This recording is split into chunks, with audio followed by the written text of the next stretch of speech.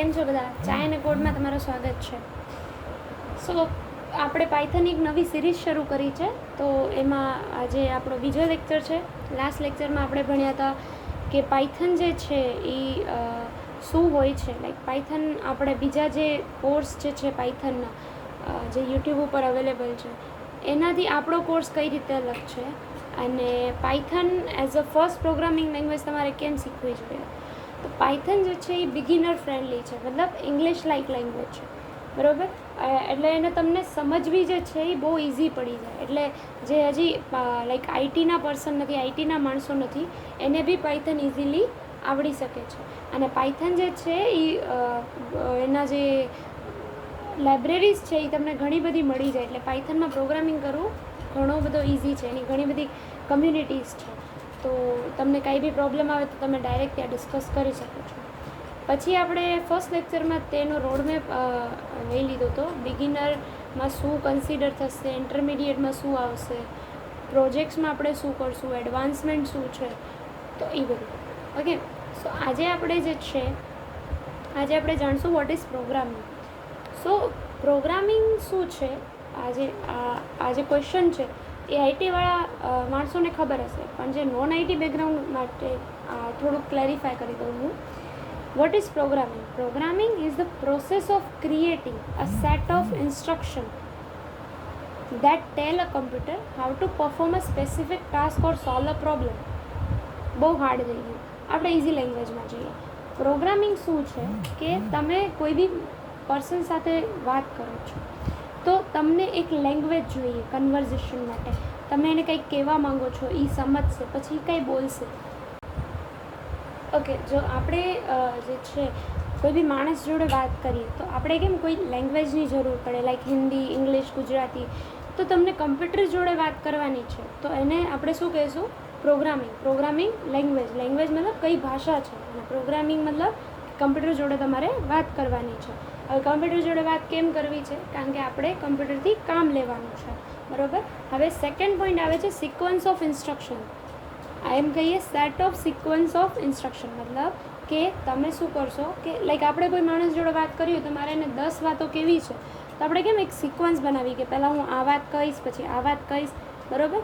તો એમ આપણે ઇન્સ્ટ્રક્શન જે વાત કહેવાની છે એનું આપણે એક સેટ બનાવ્યું અને એને સિક્વન્સમાં ગોઠવ્યું. હવે લાઈક તમે માણસો જોડે વાત કરો તો એમાં સિક્વન્સ આડું થાય તો ચાલે, પણ કમ્પ્યુટરને સિક્વન્સ જોઈએ, પ્રોપર સિક્વન્સ જોઈએ, બરાબર. તો આ બે વસ્તુ જે છે એ વોટ ઇઝ પ્રોગ્રામિંગની અંદર આપણે કન્સિડર કરી શકીએ.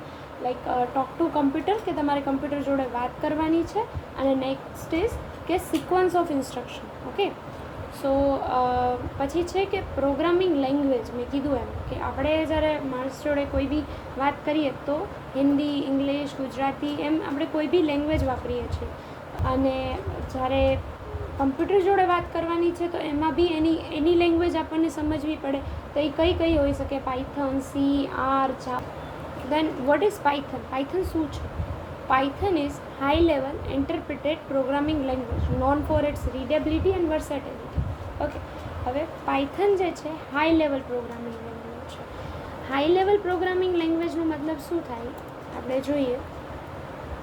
ફોર એક્ઝામ્પલ, આ જે છે અહીંયા તમે છો, બરાબર, એન્ડ આ આપણું સીપીયુ છે. સીપીયુ મતલબ ઓલું મોટું કેબિનેટ આવે એ નહીં, નાની એવી જે સીપીયુની ચિપ આવે એની વાત થાય છે, બરાબર. આ સીપીયુ છે. હવે 3 ટાઈપની પ્રોગ્રામિંગ લેંગ્વેજ હોય છે, ઠીક છે, 1, 2 એન્ડ હા. હવે ફર્સ્ટ વન આપણે કન્સિડર કરીએ હાઈ લેવલ, ઓકે, જે આપણી પાયથન છે. Then intermediate, okay, and then low level language. So અહીંયા આપણું સીપીયુ છે. હવે જે લો લેવલ લેંગ્વેજ છે લાઈક સી જે છે એ લો લેવલ લેંગ્વેજ છે.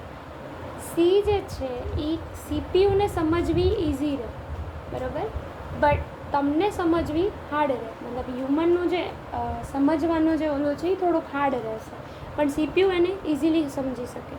તો લો લેવલ જે છે એ સીપીયુ સાઇડથી થોડી એક્સપ્લેનેબલ સારી હોય છે, બરાબર. અને હાઈ લેવલ જે લેંગ્વેજીસ હોય છે એ લાઈક પાયથન આપણી, બરાબર, એ પર્સન જે છે એ ઇઝીલી સમજી શકીએ. મતલબ તમારા અને મારા જેવા જે માણસો હોય એને એ ઇઝીલી સમજી શકે. કે મેં કીધું એમ પાયથન જે છે ઇંગ્લિશ લાઇક લેંગ્વેજ છે, તો તમે ઇઝીલી સમજી શકો. બટ સીપીયુને સમજવી થોડીક અઘરી પડે કમ્પેર ટુ સી. સો એને આપણે હાઈ લેવલ લેંગ્વેજ કહીશું.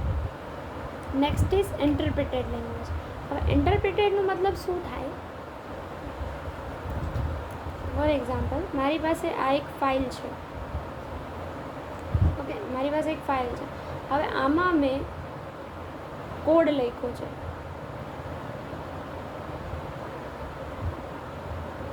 ઓકે, કોડ લખ્યો છે. હવે બે વસ્તુ આવે, એક આવે compiler and next is interpreter. ઠીક છે.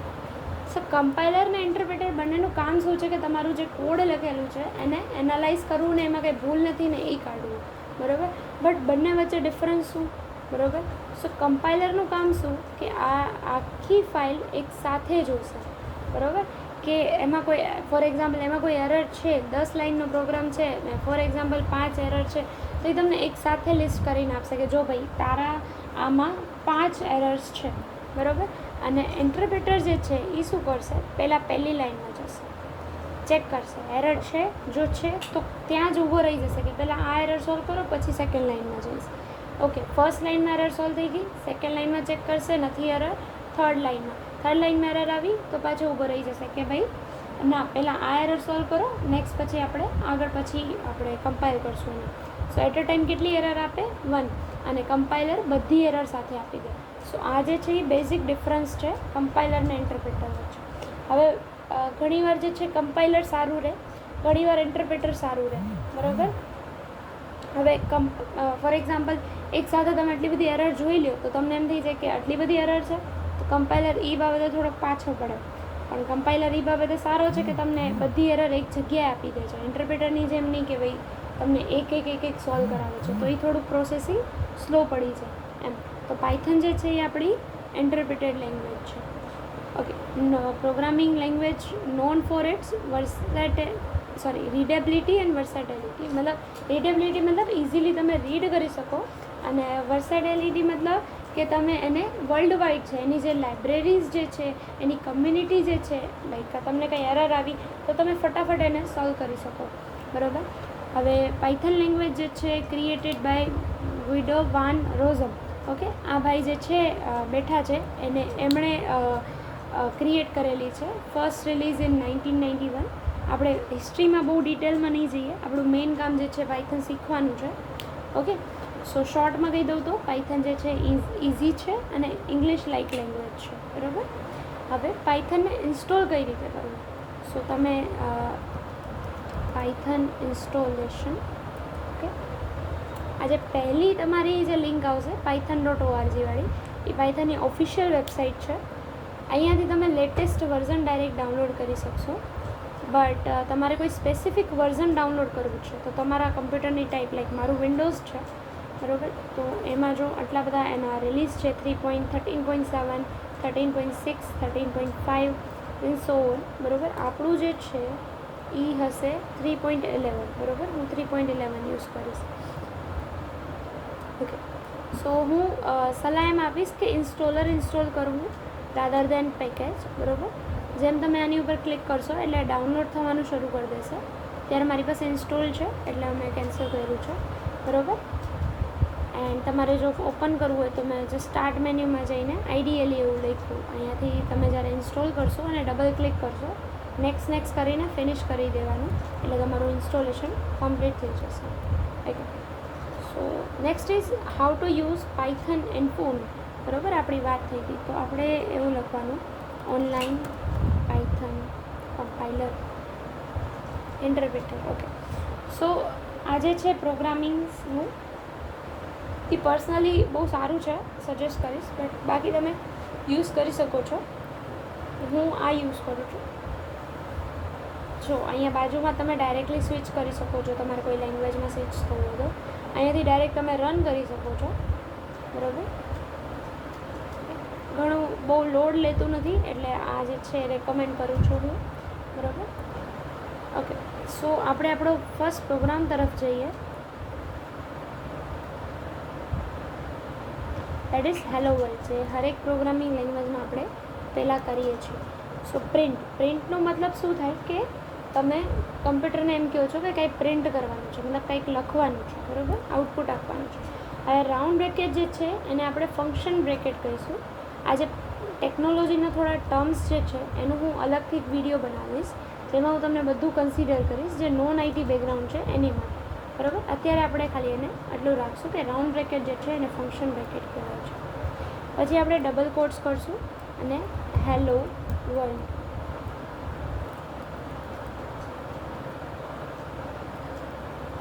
ઓકે, સો મેં જેમ એન્ટર આપ્યું એટલે મને હેલો વર્લ્ડનું લખીને લાઈક પ્રિન્ટ કરીને આપ્યું. અને તમે જોશો તો એચ કેપિટલ છે, તો આઉટપુટમાં બી એચ કેપિટલ. એનો મતલબ શું થાય છે કે અહીંયા તમે જે લખશો એઝ ઇટ ઇઝ તમને પ્રિન્ટ કરશે. જેમ કે હું બધું સ્મોલમાં લખું, હાય ધીસ ઇઝ ચાય એન્ડ કોડ. ઓકે, જો બધું સ્મોલમાં આવ્યું. એન્ડ પાયથન જે છે એ કેસ સેન્સિટિવ છે. ફોર એક્ઝામ્પલ પી કેપિટલને મેં પ્રિન્ટ લખ્યું,